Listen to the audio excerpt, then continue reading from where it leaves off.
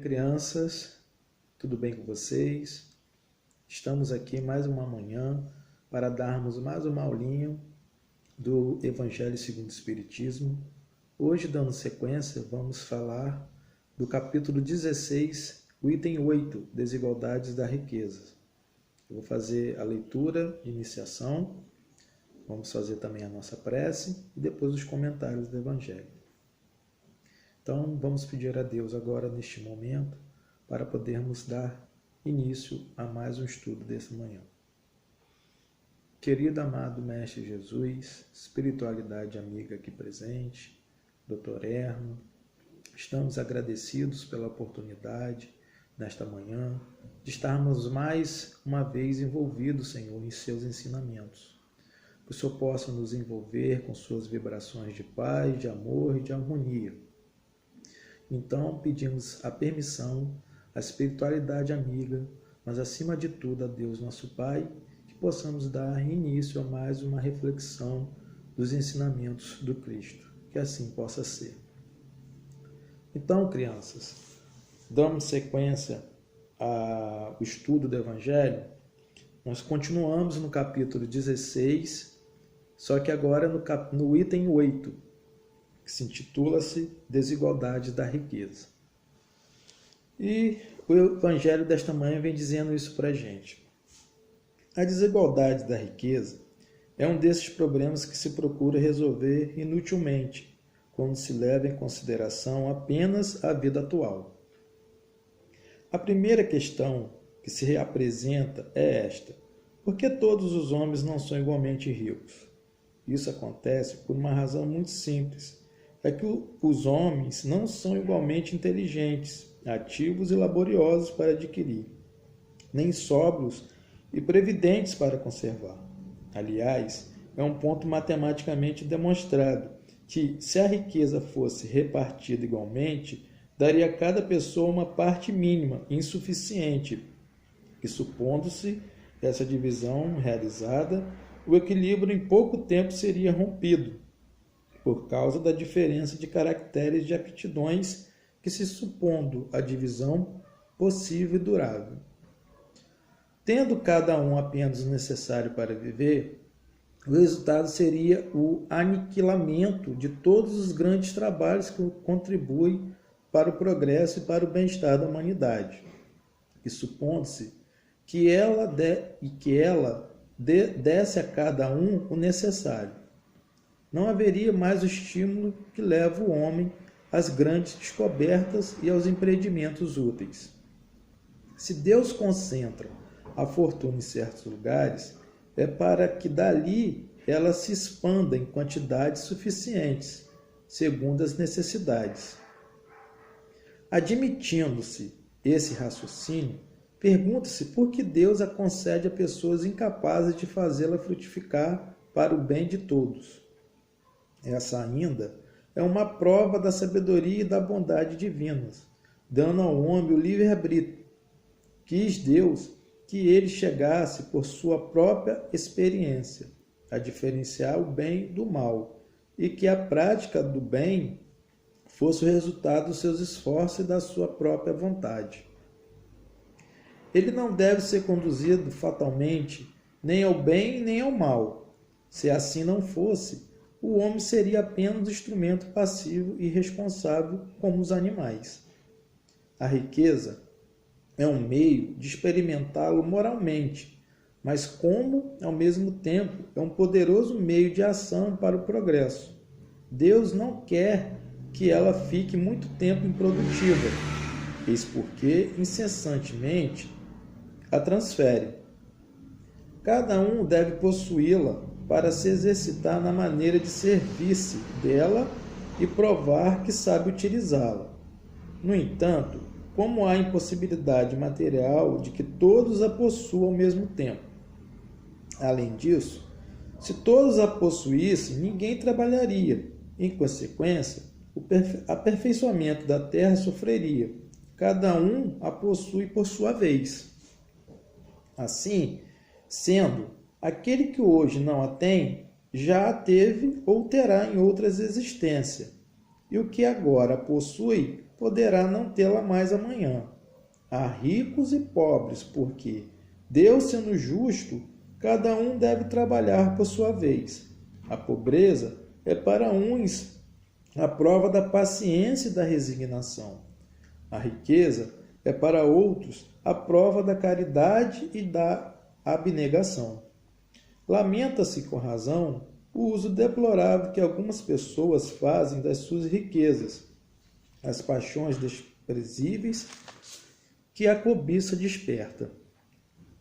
E perguntas: Deus é justo ao dar riqueza a tais pessoas? É certo que, se o homem só tivesse uma existência, nada justificaria semelhante divisão dos bens da terra. Mas se, em lugar de limitarmos nossa visão à vida presente, consideramos o conjunto das existências, veremos que tudo se equilibra com justiça. O pobre, portanto, não tem nenhum motivo para acusar a providência, nem para invejar os ricos, assim como os ricos não têm para se vangloriarem do que possuem. Se abusam da riqueza, não será com decretos, nem com leis referentes a despesas ou luxo, que se irá remediar o mal. As leis podem momentaneamente modificar o exterior, mas não podem modificar o coração. Eis porque têm uma duração temporária e são sempre seguidas de uma reação desenfreada. A origem do mal está no egoísmo e no orgulho. Os abusos de toda espécie cessarão por si mesmo, quando os homens se pautarem pela lei de caridade. Uma reflexão muito bela para a gente refletir nessa manhã, falando, das desigualdades da riqueza. Então, logo no início do capítulo do item 8, ele vem falando assim para a gente: a desigualdade das riquezas é um desses problemas que só procuro resolver inutilmente quando se leva em consideração apenas a vida atual. Então, se a gente fizer uma reflexão, se a gente for levar por esse campo que nós somos pobres ou outros são ricos só na vida presente, só nessa existência, ele está dizendo para a gente aqui que a gente não pode levar em consideração só nessa existência, A gente tem que levar em conta as várias oportunidades e existências que já tivemos e que ainda vamos ter, no processo reencarnatório, pois somos espíritos imortais, que a gente pode ter uma conclusão de por que uns são ricos e outros são pobres. Então, logo no começo do capítulo, ele vem dizendo isso para a gente, que a gente não pode levar em consideração só essa nossa existência agora, porque temos a noção que somos espíritos imortais. Então, já tivemos várias encarnações anteriores e vamos ter várias encarnações mais futuras. Então, ele vem dizendo isso aqui no começo para a gente. E a primeira questão que se apresenta é esta: por que todos os homens não são igualmente ricos? Então, ele está perguntando por que todos os homens não são ricos. Aí vamos fazer uma reflexão, Porque ele vem dizendo para a gente, nessa questão, perguntando se todos podem ser ricos, ele tem a resposta, ele nos dá essa seguinte resposta: por não serem igualmente inteligentes, ativos e laboriosos para adquirir, nem sóbrios e previdentes para conservar, nem justo o suficiente para atribuir a quem trabalha correta remuneração ao seu esforço. A desigualdade da riqueza é inerente ao estágio evolutivo do homem. Só será resolvida à medida em que ele evoluir moralmente. Então, ele fez essa pergunta para a gente, dizendo: por que não são igualmente ricos todos os homens? Porque cada um de nós está em um estágio evolutivo, Todos nós somos espíritos imortais. Só que todos nós estamos em um grau de evolução, Um menos evoluído, o outro mais um pouquinho, né? Então ele vem dizendo para a gente que nós não estamos todos no mesmo patamar, né? Igualdade, né? Então ele vem dizendo para a gente que as desigualdades da riqueza é inerente ao estágio evolutivo do homem. Só será resolvida à medida em que ele evoluir moralmente. Então, a proporção que nós formos, né, evoluirmos, né, gradativamente, moralmente, vai se resolvendo essa questão através do processo da reencarnação, né? Nós vamos seguir caminhando junto ao progresso. Então, ele vem falando isso logo para a gente. E outra perguntinha, né, que ele vem falando para a gente assim: por que Deus concede riquezas aos que não a colocarão a serviço do bem? Ele faz essa pergunta, né? Deus dá a estes oportunidade de, usando o livre-arbítrio, contribuir para o progresso da humanidade e evoluir espiritualmente, distinguir o bem do mal e praticar o bem por sua vontade e esforço.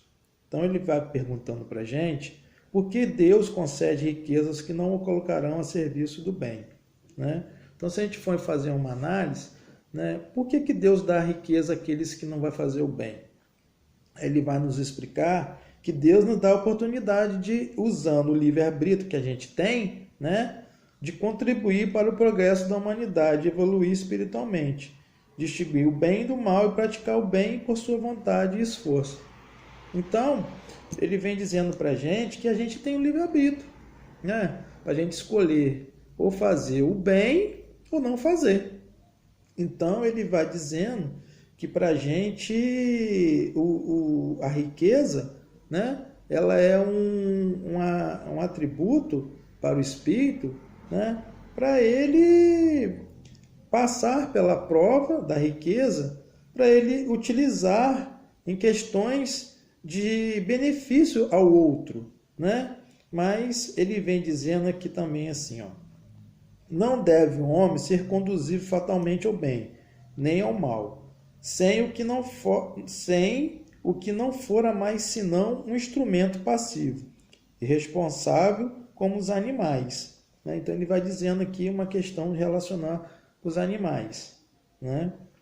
E a gente dando sequência, né, ao estudo, ele vem fazendo essa pergunta assim para a gente: como distribuir o Deus a riqueza entre os homens? Então ele está perguntando aqui como que distribuiu Deus a riqueza entre os homens. Foi através das existências. Deus dá aos homens oportunidade de utilizá-las, sendo, porém, materialmente impossível que todos a possuam ao mesmo tempo. Cada um a possui por sua vez, segundo o bom uso que dela fizer. Então ele está falando aqui para a gente, né, que Deus não deu riqueza a todos, né, a todas as pessoas de uma hora só, né, que ele dá o equilíbrio, né, uns vêm, né, com essa incumbência da riqueza e outros vêm com a incumbência da pobreza, né, e vem dizendo para a gente que não poderia dar, né, a riqueza a todos de uma só maneira, né, a todos do mesmo instante, né, porque tem o revezamento, né, através das nossas reencarnações. E isso o que quer dizer para a gente?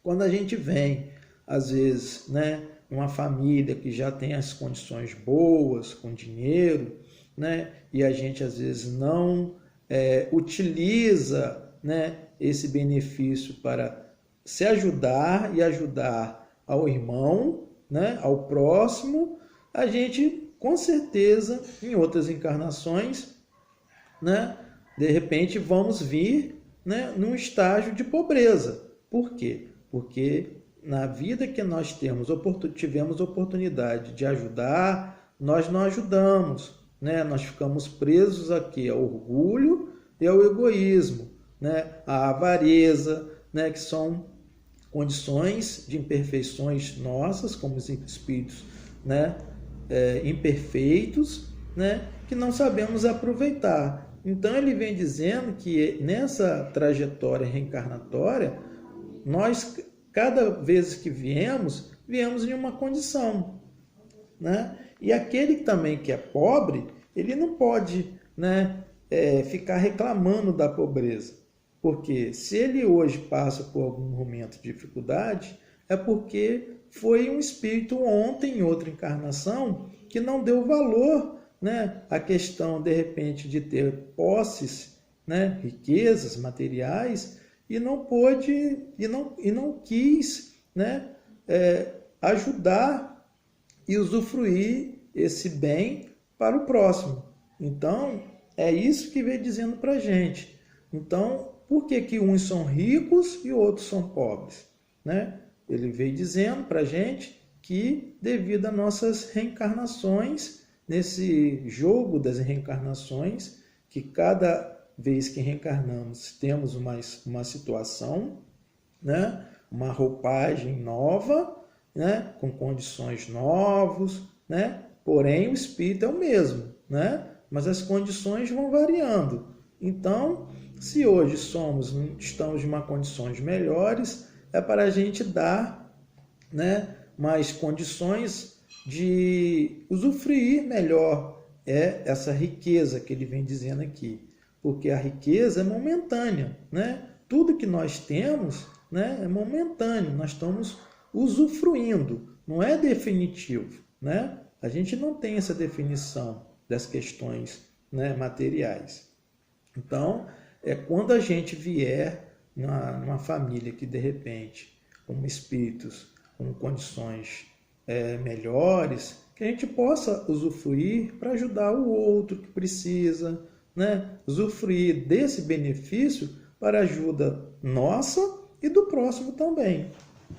E o pobre, né? Ele tem que ser resignado, né?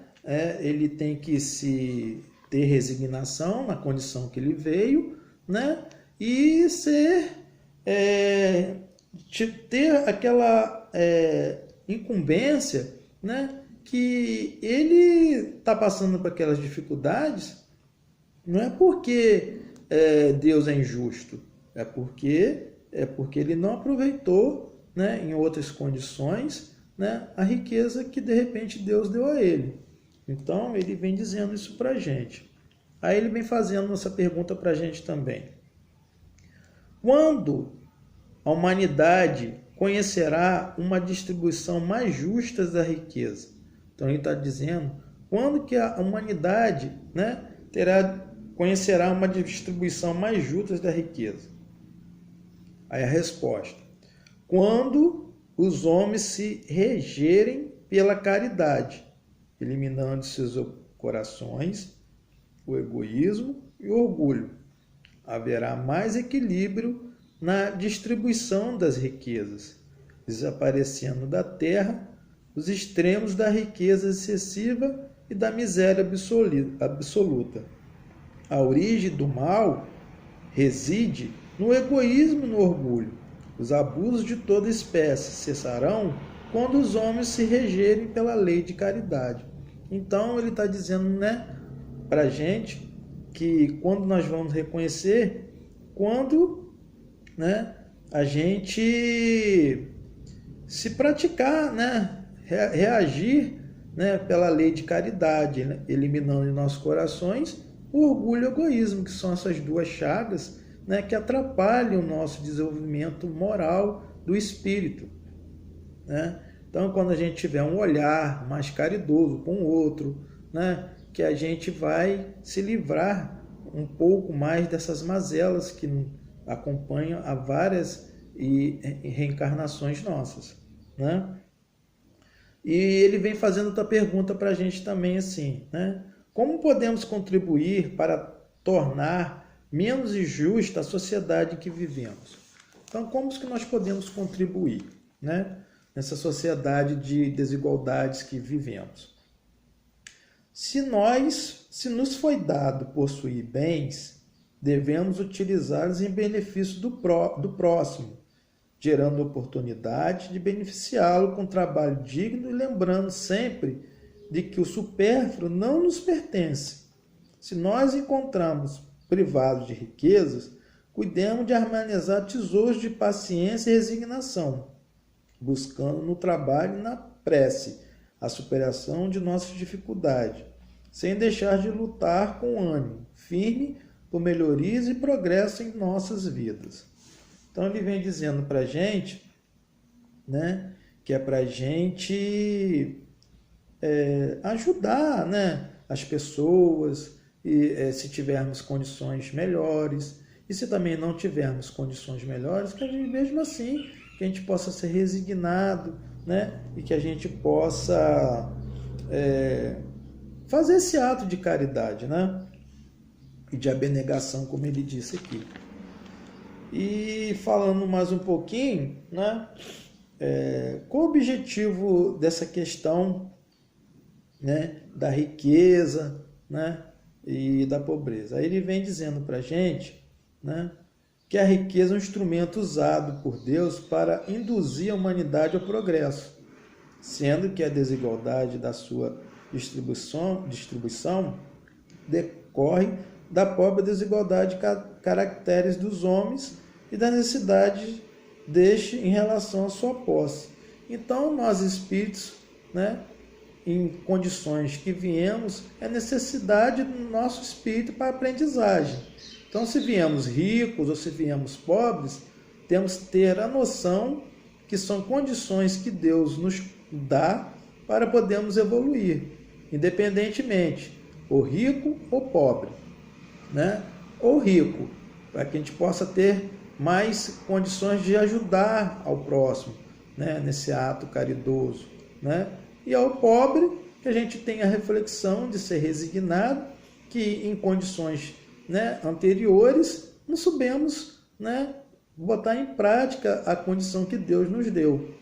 Então, esse é o evangelho desta manhã, né, que vem falando dessas desigualdades de riquezas, que a cada momento nós estamos em uma condição, né? E que, independente da condição, que a gente possa colocar em prática o ato de amor e caridade, né? Que a gente possa utilizar as condições que Deus nos deu para a gente ser mais felizes, né? Então, esta é a mensagem do Evangelho desta manhã, que todos possam ter um bom dia e que assim possa ser. Vamos fazer então a nossa prece final. Amado Mestre Jesus, agradecemos os ensinamentos aqui desta manhã, que possamos colocar em prática, Senhor, um pouquinho a cada dia, para que possamos ser felizes, Senhor. E peço então a permissão à espiritualidade amiga, ao Dr. Herman e a Deus nosso Pai, que possamos dar por encerrado a mais uma reflexão desta manhã. Que assim possa ser. Obrigado, crianças. Um bom dia e que Deus nos abençoe. Que assim possa ser.